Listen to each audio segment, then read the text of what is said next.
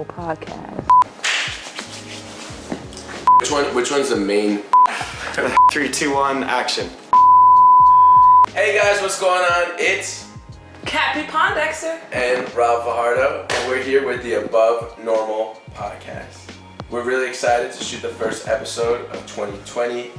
Cappie, it's such an honor to be on this podcast with you. Well, thanks, Rob. I appreciate That means so much to me that you decided to do this. I'm really excited to share with you guys, what our intention is, why we're creating the Above Normal podcast, why we decided to co-host, and what we look to achieve this year with your guys' support and you guys listening. And I know it's a big goal for us. What we want to reach the top 25 podcasts in 1 year? Definitely. That's a championship goal. Right. I retired as a pro, so I gotta, come in. I think that's a great start. Like for some people that might not know about you or your background, when you say championship mindset, like fill them in on who you are. Well, I played 14 years as a professional athlete in the WNBA, which is the most successful women's basketball league or women's league in the entire universe. So to be a part of that organization for 14 years, much success. I won 2 championships, a gold medal, 7-time WNBA All-Star. So my mindset automatically is a champion mindset. So. Oh, yeah. And where are you from? Where'd you grow up? I grew up in Chicago. Originally from San Diego, Camp Pendleton. Shout out Camp Pendleton. Shout out all our troops who are in or headed to war right now for us. We salute you, we thank you, and shout out Camp Pendleton. Yeah. And that's even something that I'm excited for us to talk about on another podcast. And this podcast is going to be a combination of interviews where we bring on above normal people and talk about trending topics around the world. And really sharing diverse perspectives so you guys aren't bombarded by the same type of content from the same figureheads over and over and over again. Mm-hmm. And Cap, one thing that I want to ask you is, since retiring, in April or May or March? Let's say May. May of 2019. Mm-hmm. It's been such an interesting transition for you. It has. And I kind of wanted to ask you a question. What are some things that make you resonate with Leave Normal Behind and the Above Normal podcast post your career, now as you're shaping like a new identity for yourself and recognizing your platform and your voice? What are some things that you want to share, and why does this resonate with you particularly out of all the other opportunities that people are reaching out to you for? Well, first, Rob, you're a fantastic guy, and I think when we had conversations about actually doing a podcast prior to us doing it, we spark great conversations, and for me that's the most important thing, because I like like-minded individuals, and I don't like to be bored, and you never bore me, so I'm co-signing. You never bored me, and I think it was imperative to just connect with somebody who was in alignment with my new phase of life, outside of basketball. I was always interested in so many things. It was never about basketball. And so now I have the opportunity to use my platform and talk about things that are not normal or considered above normal. And for me, that's important because there's so many interesting people in the world that you may know about or you may not know about. And we want to bring those like-minded individuals on the show. Oh yeah. And one thing too is I want to dive in deeper, because I feel like you could share some really great insight for people that might be at a transition in their life. Mm-hmm. Because you're so self-aware, because you have a champion mindset, you've been trained, you're determined, persevere. Like there's so many intangible traits that happen when you play athletics at an elite level. So how have you seen what you've learned from your career and your life? Has it been helping you in this transition? Has it been negatively impacting this transition? By no means necessary. Know that it was not easy, and it's not easy. A transition is always, there's always going to be roadblocks. There's always going to be like lows, but there are going to be so many highs that you can think about. Like I think about my 2019 from the moment that I retired to 2020 right now. I did a lot of cool things. And sometimes I think when you're transitioning, you kind of get down on yourself and you kind of forget that, you know, in life or your 365 days that you have, that there's going to be moments where, you know, you might not be at the peak of whatever it is that you're out to accomplish, but also at the same time, you know, you still got 365 days to do other cool things, and that's what happened to me. And so I just continue to stay positive throughout everything, and always have like a vibe about myself. Like I'm always a vibe. Like there's not a time where you see me, like I'm all about a vibe. But I have a question for you though. Yeah, please. So I know you came up with the idea of leaving normal behind and actually forming a team behind it. What gave you this inspiration? So I really appreciate that question. And people need to know. Yeah, and so about 5 years ago, my brother and I founded the Leave Normal Behind movement through conversations with ourselves and some others. Initially, it actually started as the Elevated Minds movement. And one of my first mentors, his name was Jacob, and his mentee at the time, his name was Adrian. And they run a very successful startup studio, incubator, accelerator in Australia. They raised millions of dollars, have like helped launch companies, and this was in 2015. And around that time, I was still in college. I graduated college in 2016, and I just transitioned out of sports my sophomore year. So I went to Amherst College for football and baseball. Similar and different, that it was the first time I was going through my life not identifying as an athlete, because from like 3 years old to 19 years old, I was playing football, basketball, baseball, lacrosse, like AAU, like traveling for all the perfect game tournaments for baseball. Like a lot of the players that are professional now, they're my age, I'm 26, they're all pro. So it's the first time where I was like, oh wow, I'm not an athlete. Like, what do I do with my whole day? Right. Like, I've never known that there's this much time in a day. No, that's a fact. It's like, oh my god. And so I started filling that time with reading and learning, because I was like, you know, I'm at this smart school. While I'm here, I need to get smart. I'm like, what's going to be the skill that I have in my whole life? It's got to be my brain. So I'm gonna have my brain my whole life. So I'm in a place that I can get my brain smarter, more intelligent. You can see how smart I actually am, because I don't think smarter is a word. It's all good. Smart is a word. Right, exactly. And so I just started reading, watching videos, and you know, Leave Normal Behind had a culmination of multiple quotes. Right? So it started as the Elevated Minds movement. We started sharing it in Australia. And then we got some feedback. They were like, you know, what about the name Leave Normal Behind? And I was like, you know what, I really like that name, because if you leave normal behind, what are you? A leave normal behinder? No, that doesn't make sense. It makes a lot more sense to say, when you leave normal behind, you're an elevated mind. So instead of saying the Elevated Minds movement, which some could take as a little pretentious, leave normal behind is more inclusive, right? And what it looks like to leave normal behind for me might look a little bit different than what it looks like for you or for James, who's behind the camera right now. And that's been the value of it for us. And so two quotes. So the first one was a quote that said, the average person dies before 25 and is buried at 75. Oh, wow. And I actually heard it in a Prince E video. Really? Yeah. And have you seen Prince E? He's a content creator, makes good inspirational videos, but she talked about this quote, right? And I said, wow, that's so true and unfortunate.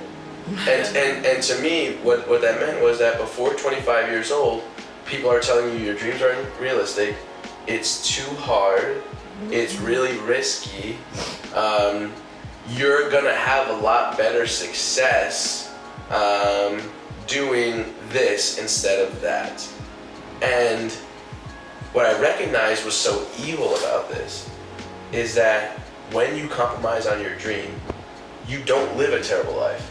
You don't usually end up homeless. You don't usually end up never being able to experience the good things. So I'll give an example. Say you want to be an artist, but you come from a family of doctors and lawyers. And they say, why do this art thing? It's really risky. You should do law because you'll make a steady ass income. And do your art on the side. So somebody says, you know, that doesn't sound like terrible advice. Well, I'm gonna make money being a lawyer, I get to do my art on the side. So they do that.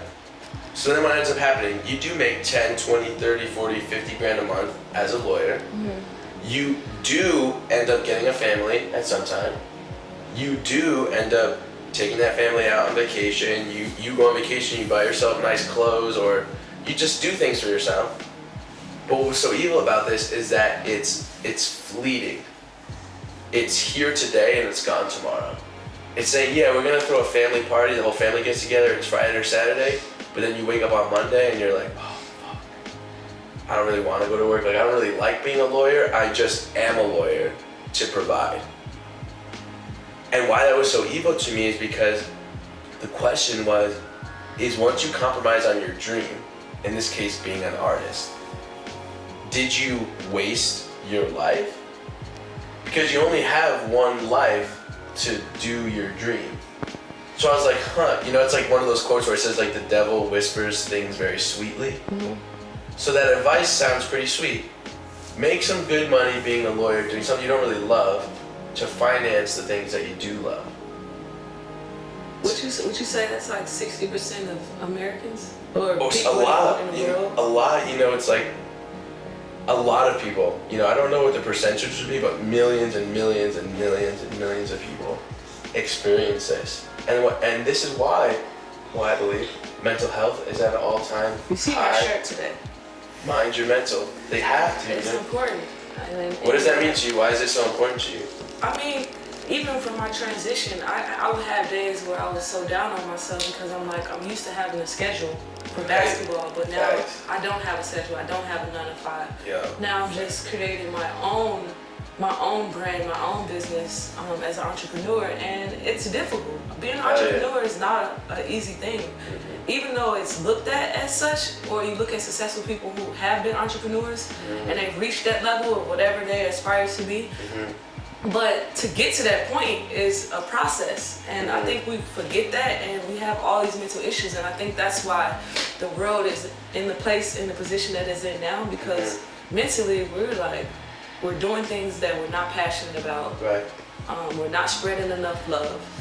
Like, we're not being that good vibe that I always talk about. Like, we're such in a negative space. I mean, even from like our leadership to the homeless. Like, everybody's in a state now where it's like, mentally we're not in a Conscious play. not in a good conscious place at all. And I think it's gonna take grassroots, it's gonna take a lot of like-minded individuals to actually get us to that point again.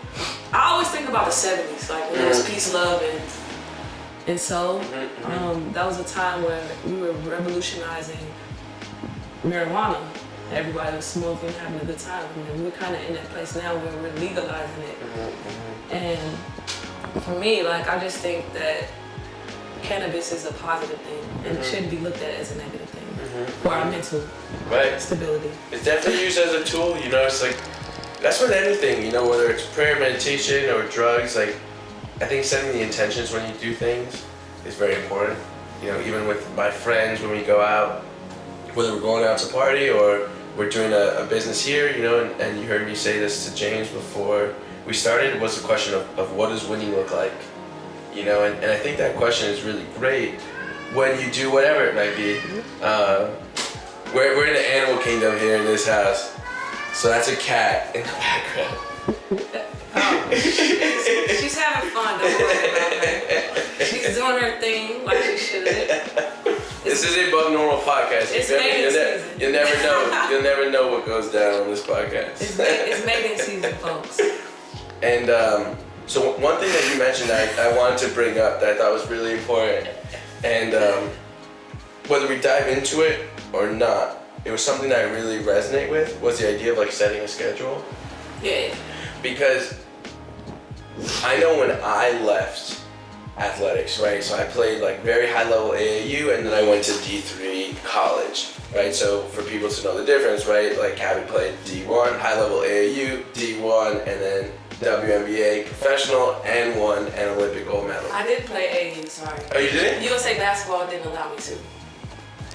They had me in the system early as a kid, so I didn't experience AAU. But Really? I would have loved to, because like all the girls, when I look at like the younger kids, they look like they have so much fun on the road and like technology. I would have thought you were AAU legend, yo. I went straight to USA basketball. Really? How old were you? 15. Dope. Yeah, I started at 15. How'd you get discovered? Were you just like hooping on like outside? Small You were in fry. the league? I started at Small Fry in Chicago, and I was the only girl in, it was two other girls in the league, but I was the only center. I played center on the all-boys squad. What? I was 5 foot. I was a tall kid. Yeah, I was a very tall kid, so I thought I was gonna be tall, but didn't work out that way. But either way, yeah, that's how I got known in basketball. That's dope.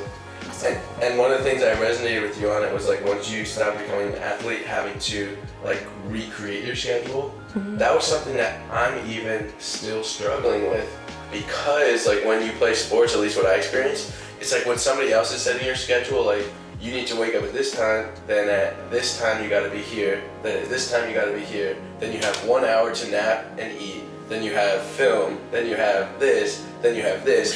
It was all regimented for me. That I never, and I'm continuing to do this now, so I brought on an executive assistant and things, it's not my skill set. I never actually learned the skill to create my schedule. I'm really great at the skill of following a schedule.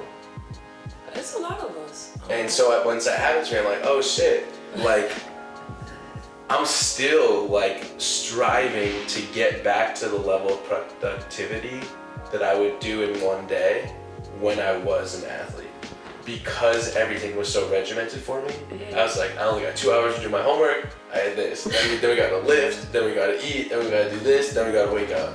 And then now when it's like, as an entrepreneur, it's like, I want to run myself through my own little army program. Like, wake up at this time you're doing this, at this time you're doing this, you know. So I really resonate with you on that schedule setting, you know, because I didn't even realize that schedule setting and like following a schedule are different skills. Absolutely. I don't know. I think a schedule obviously brings success and it helps you get to it quickly. But then like not having a schedule feels good too sometimes. You know what I mean? Like for me, like because I followed it for 14 years or maybe more. It's like, oh, I don't have to wake up. The first day that I realized after retirement that I didn't have to wake up, I was like, this is kind of cool. Yeah, I'm not used to this. My first week was like, oh, I don't have to get up, an alarm is not going off. This is good right here. Right. But I think the schedule is important. Like now, I enjoy going to bed after the sunrise. I mean, after sunset and then rising before sunrise. I enjoy that. What are you looking forward to now in 2020? You know, you've been, like I said, receiving a lot of inbound opportunities. You know, and sometimes that can feel overwhelming. You know, how do you decipher between what's good for you, what's not good for you? I think the biggest thing is just like being passionate about it, like really loving it, because like the first job that I got was from Visa, like right out the gate as soon as I retired. And I would have to move to San Francisco. I would have had to, but I had just moved to LA. So I was like, I don't know. You know what I mean? Like it sounds like a great opportunity, but it's just not something I'm trying to do right now. Then I got offered a coaching job. Not trying to get back into basketball so fast. No, that's not what I want to do. But what I plan on doing in 2020 is, you know, I shared this with you. It's ultimately a kid and a family. I put it off my whole entire career, and I think now is just a time where I can actually concentrate and settle down. That's my focus. Well, if you're an eligible bachelor, you better tune in. So you're not gonna be on the market for long. Not for long. We got it on the vision board. Once something gets written on the vision board, It's on the vision board. you know It's been on the coming. vision board for some years, but this year I really feel Like, it's time. This is the year. Let's go. It's time to have little cappies running around. Let's go. I love that. And another thing too, because you mentioned something about always being a vibe and always having style. One thing, the reason why I want to share this is if you're watching, I think each human has the ability to be a vibe and to have style. Because I think it comes like inside out. I think it's similar to like our life's purpose. When you become the best version of yourself, like you are a vibe. And you're known for bringing fashion into the WNBA and really bringing a vibe that pioneered the way for other, not only WNBA players, but I would even say NBA players to be influenced by your fashion sense. And you see now, like, fashion is huge in the WNBA. Like, that short walk from the bus to the locker room is like an iconic paparazzi moment. Every show or every game is a fashion show in itself. So like what kind of insight can you share experiencing that wave, and the NBA didn't always used to be so fashion forward. Nah. And the WNBA as well. You had people that were like talented in terms of like fashion, like Julius Erving, like Magic Johnson, like Michael Jordan. Like they were a wave. And they helped globalize the game, but in terms of like actually like sitting down, going to fashion shows or going to fashion parties, that was unheard of. In 2006, when I first came into the league, I would say by 2007, I was really, really interested in fashion, but Scottsdale and Phoenix wasn't the move. They were like behind, but they were trying to get started at the same time. And so I just continued to push. Like for me, it was never looked at as like I was unfocused on basketball. That was the whole problem. Cap is not focused on basketball. She's more concerned about fashion. That's what they would say to you? That was the whole thing behind the fight for me. But I wanted to prove that you could do both. That you were more than an athlete, that you were leaving normal behind, right? Or you're above normal. Both of them, yeah. So I just pushed. I created a company, Four Seasons Style Management, in New York in 2010 with a business partner. And yeah, so I was just that force behind every player that you see now, just constantly pushing the envelope to let you know that branding yourself outside of basketball was necessary. Yeah, 100. You know what I mean? You're gonna share that again, don't pigeonhole yourself within that. Yeah, you bring in income. Your brand is important, you know what I mean? And why not establish it while you're able to doing something that you love? So. Did you have any fashion mentors or any stylists growing up that really inspired you? Or was it just something you were always around, a family member? It was just something I, growing up in Chicago in the 90s, Jordan, he was that guy for us where he had the gold chains, every pair of Jordans. If you didn't have growing up, it was a problem. Like you had to have it in Chicago, like walking the streets to be like the cool kids or whatever in the lunchroom, doing lunch, because everybody wanted to see the Jordans. If you had the Jordans, you were a cool kid. I enjoyed that moment in the 90s because it was a positive time. It was a positive moment for, I think, fashion, in general, music, entertainment.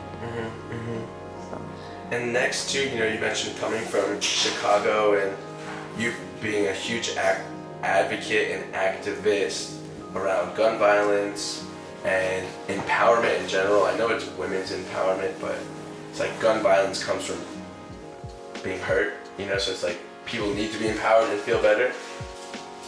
For people that don't know, like why is gun violence advocacy important to you? What are some things that you're up to that they might not know about? What are some things you've done in the past? Or maybe what are your messages for people, who might be being the victims of gun violence or people who are actually shooting guns, and creating the violence, What would be your insight on some of those things? I mean, I know a lot of people in America or in the entire universe or whatever carries. And if you have the power or luxury to carry, I think it's a mindset.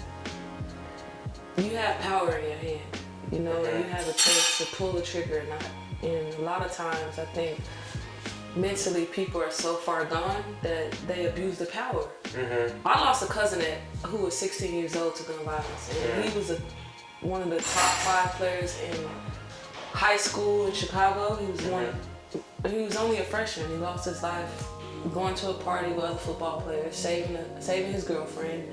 He went back to go get her after he left, escaped the party, and that's when the gunmen, 3 of them, came and shot him down. He had 9 entries, 7 exits. He would have been a professional athlete like me, but unfortunately his life was cut short due to gun violence in Chicago. And it's something that I fight for because it was the first victim in my family. I had multiple victims. Was he older than you, younger than you? Like, how old were you at this time? I was in college. I was a junior in college, so it was the first time. And where'd you go, Rutgers, right? Yeah, I went to Rutgers. But it was the first time that our family had been hit with a call from the police in the middle of the night saying that my cousin was murdered. You know what I mean? And it affected me. It affected my family big time because we didn't know how to react. We didn't know how to move on with such a big blow in our family for losing a young kid at a very unexpected, early age. yeah. Unexpected for sure. It was unexpected. But we picked up and moved on, and now we've had a walk for him for the last 17 years on the block that he was murdered. So we helped clean up the block. The police are active over there, so we cleaned up the gun violence on that block, which is, it was huge for the city of Chicago. And that's probably one of the biggest things. I created the LLC, which is called Love Is Too, based on him. And yeah, I look forward to doing some cool things for him. But you know, that's it takes so awesome a team. that you're living his memory. Yeah, I think it's important for the family. And what I would ask, you know, because I definitely know that you don't speak for all of Chicago, but I definitely do appreciate your insight as like a thought leader, somebody who understands energy, right? Violence in Chicago is something that a lot of individuals are having trouble fixing. From your experience, why is this an issue that is having so much resistance to be fixed? Because when I meet people from Chicago, whether they're athletes, entertainers, rappers, superstars, you know, Chicago has a lot of superstars, and a lot of the people that I meet from Chicago want good for Chicago. I don't hear people from Chicago saying like, yeah, we love the gun violence, we love the gangs, we love all the murders that are happening, you know, so why, I feel like there's like an opposition of people who are like, yo, Chicago can be this, but it keeps getting held down with this, and because I'm not from Chicago and I don't know it very much, that's where the question comes from. Honestly, Rob, to be honest, I think Chicago has always had that persona of what it is. Like everybody, when you think of Chicago, you automatically go to that dark place, the lower vibration. It's never about the city. Like, our city is so beautiful. Like, if you ever visit in the summertime, which is, in my opinion, one of the best cities to ever visit in the entire world during the summer, we have Chicago River. We have so many cool areas in Chicago that I think it gets outweighed by the gun violence a lot of times. And unfortunately, people only listen to the news. That's what's on the news. All the time. 80% of the time. Right. Which is unfortunate. I think we just gotta change it. It's a big music scene in Chicago. Huge. Like, the art out of Chicago is like unmatched. You know, it's definitely a lot of great artists in Chicago. It's a commercialized city.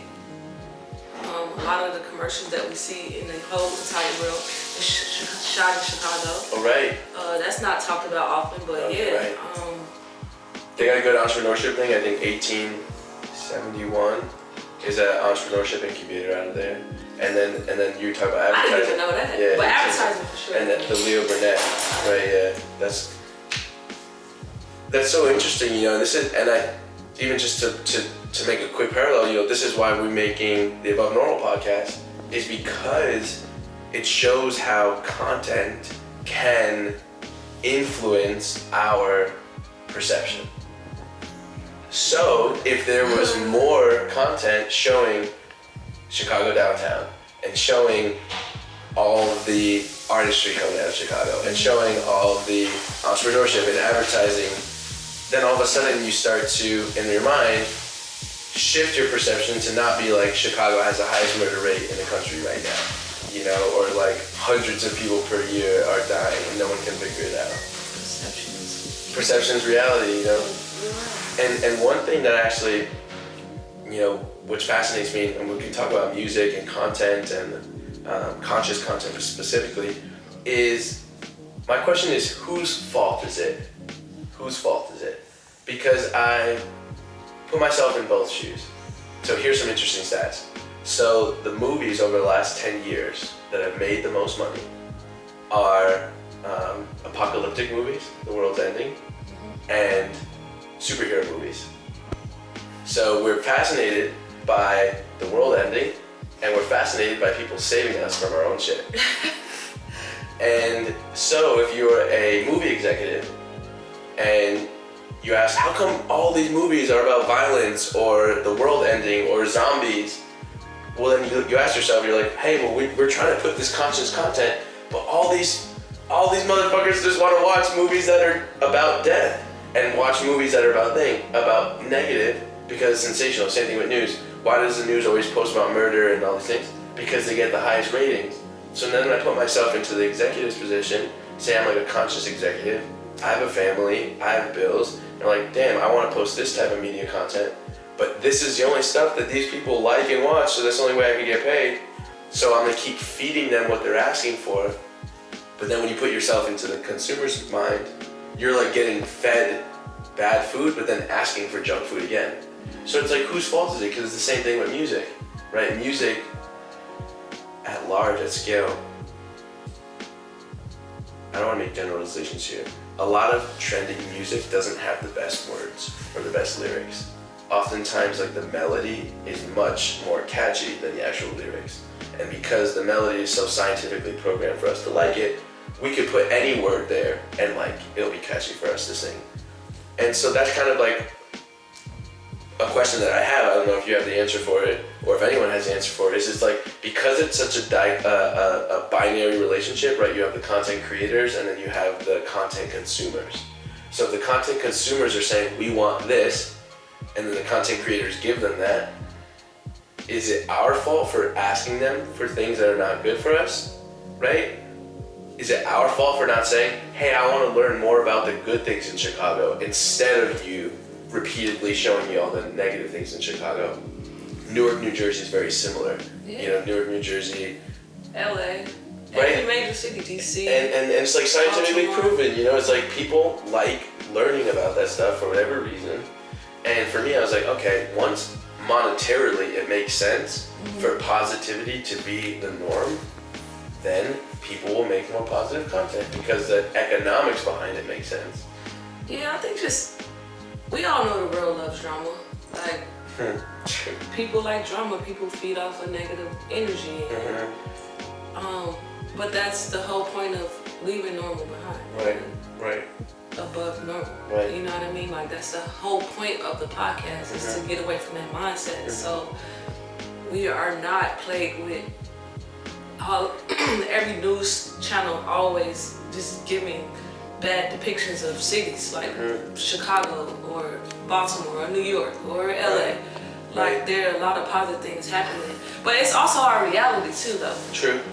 You know what I mean? You can't just like totally sweep it under the rug. We can't sweep it under the rug because it happens often and a lot, you know, especially major cities. So I think it's just us in 2020, like, spreading more love and more peace and collaborating more to monetize from. I think all these things are necessary steps to kind of propel us in a different direction. Because right now, like,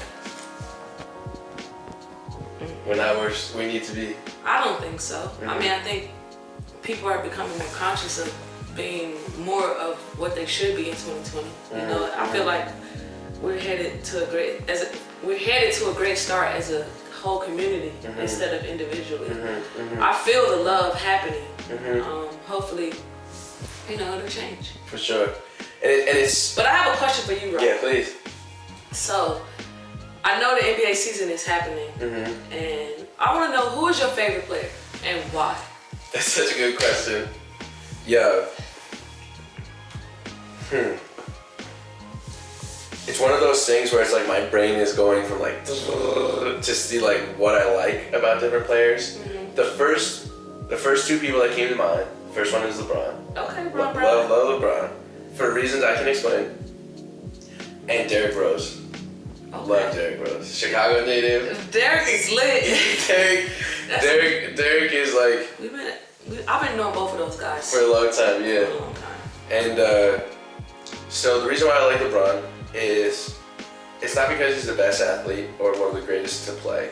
I really appreciate his fortitude to be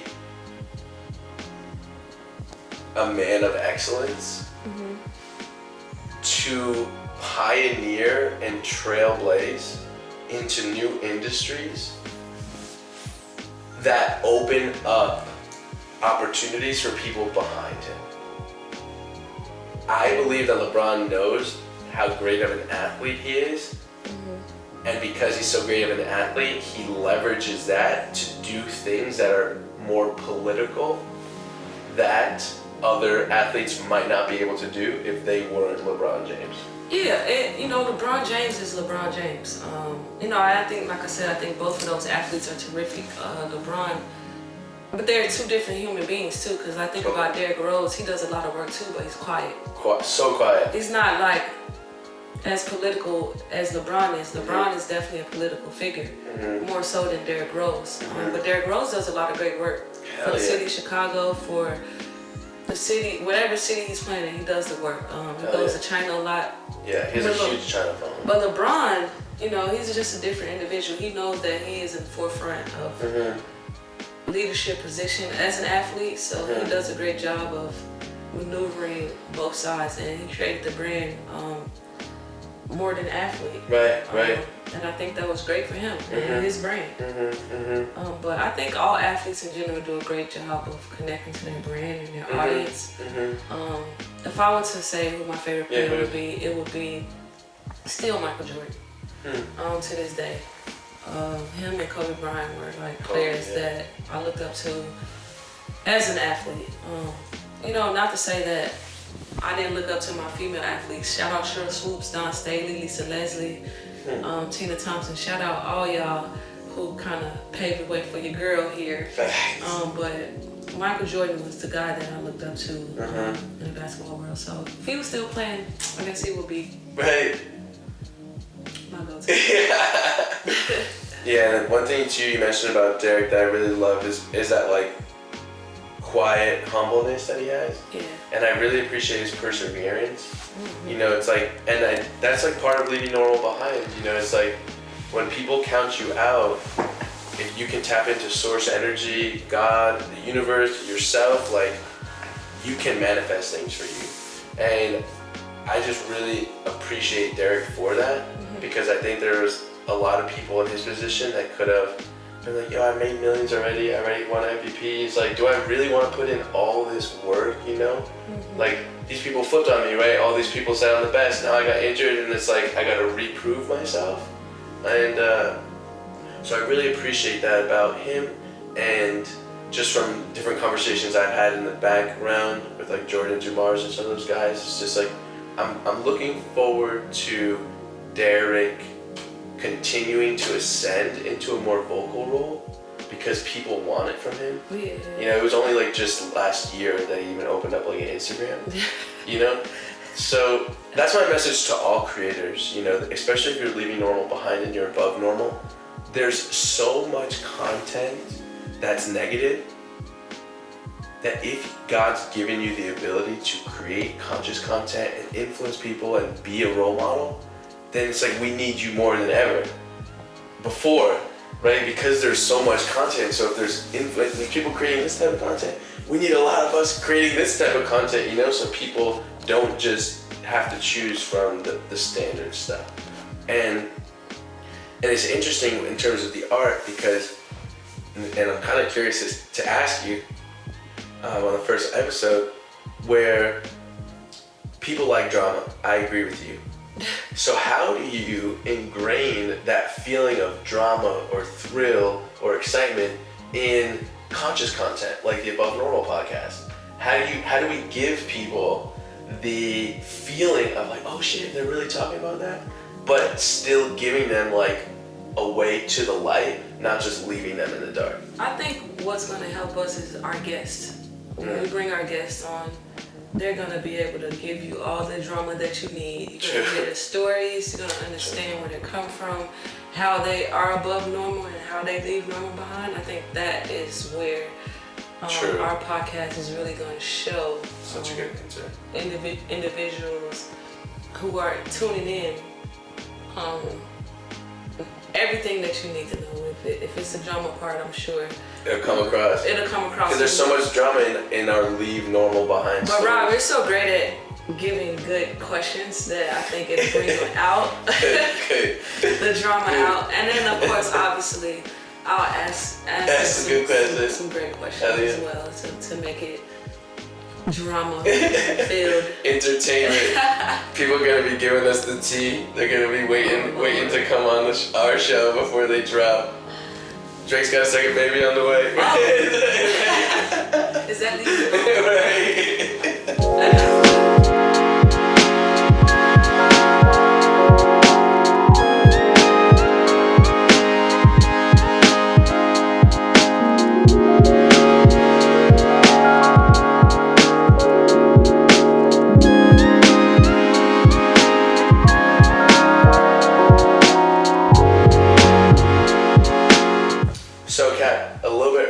Mentioned the word monetization, and for people that don't know you or don't follow you online, they might not know how passionate you are about financial literacy, how much of a savvy investor you are, different mentors or advisors that you've learned from.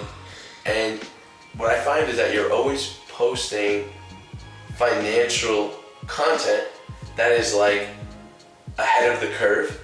Right? So like IPOs that are about to come out, or ways to manage your money, or opportunities to spot a good investment. You know, so I just wanted to give you the opportunity before we close this episode on financial literacy. Was it something you were always good with? Was it something that you had to learn hard lessons from and then became good with it? And the third thing is like, why do you care about it? You know, and why do you want to share it to other people? Well, honestly, like when I started that company, I was an angel hair investor to my own company, and I didn't understand prior to me meeting the mentors that I have in my life now the importance of financial literacy. I didn't know. I was just doing it because I wanted the company, but I ended up losing millions of dollars. And when I lost the money, it became very important to me that I learned about financial literacy, and because it wasn't something that was taught to us in the WNBA right away. You know, obviously our salary is shit, so it wasn't a necessity for the WNBA to actually bring people in and teach us to like financial advisors. Yeah, we didn't have any of that. It wasn't thrown at us like it's thrown at the NBA because they're obviously managing more money. More money, so then financial advisors are like more incentivized. Yeah, or they're looking out, they're searching for the player because they know that they're coming to a shitload of money. Like for us, it wasn't that. And it took me going over the year making money and losing it to realize like how important it is to actually have a team around you when you're looking to start a business or you're looking to invest. And I wasn't good at it. I had to become good at it, and I'm still not where I want to be. I'm still learning, and I think the important part of that is just continue to have people who are in the financial world around you, because you know you can learn, you know, and there's nothing wrong with learning, even at whatever age it is. Like I'm getting ready, I'll be 38 tomorrow, so I'm still learning, and I'm grateful because like if I would have knew that back then, obviously I would have had a lot more money than I had now, but I'm still thankful for the journey because it taught me to leave normal behind. And now I'm above normal now because I'm starting to understand the importance of saving my money, investing in certain things. And when people come with all these extravagant ideas of actually starting the company or doing like investments, I'm like, let me think about it first. That's It'll my take first the reaction. time now to go through it more. Yeah, before I'd be like, oh, that sounds cool, I'm down. Now I actually want to take time to learn about what it is that their company's about, what they want to invest in, and I think that's the most important lesson that I learned from all of it. I'm so appreciative for you as a person, like just being so well-rounded. It's such an honor that you're my co-host. Oh, I'm glad to be Yeah, a I part really of mean it. it, and I really do. I think we're gonna be great. I know we're great. We should say like on 3, leave normal behind. Let's do it. Cap, I'm so appreciative for how well-rounded you are. Thank you. Because that is what leaving normal behind is. From being like an elite athlete, to being an empowered woman, to being a role model, to being a boss, to being an investor, to being an advocate, an activist, a thought leader. I'm just really excited to share with you guys all the different types of insight we share, whether it's about the economy, technology, athletics, business, nonprofits, politics. We're going to continue to bring on above normal guests.